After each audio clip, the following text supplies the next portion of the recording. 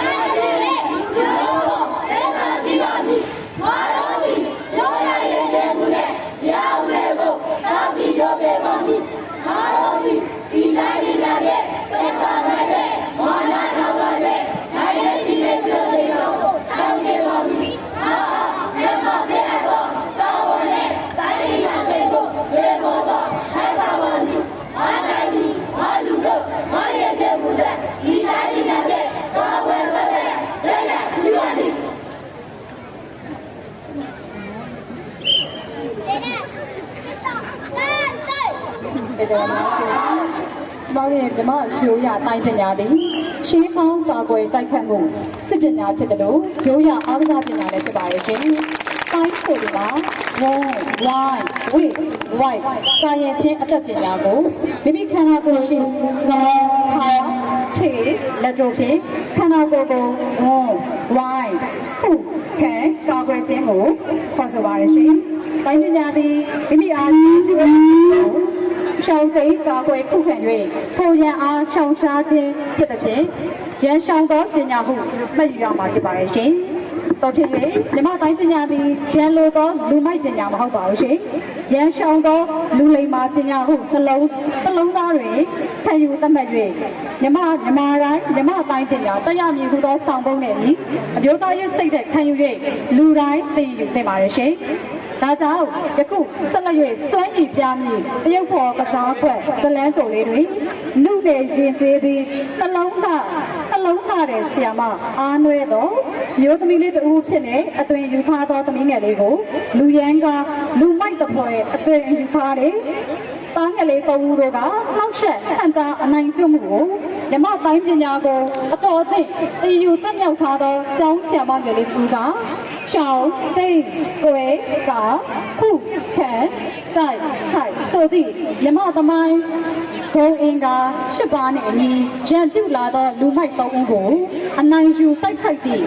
တရုတ်ဖော်ကစားကွက်ကိုတိရှုအားပေးကြပါစို့လားရှင်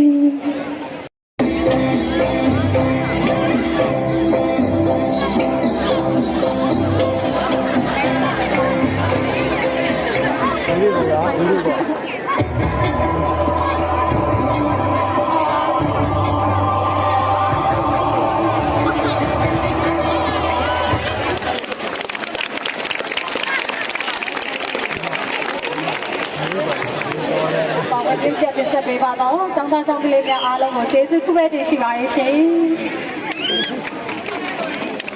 ဒီကျတင်စားပေးပါတော့ဘာလို့ရဲ့သောမီသူရိယ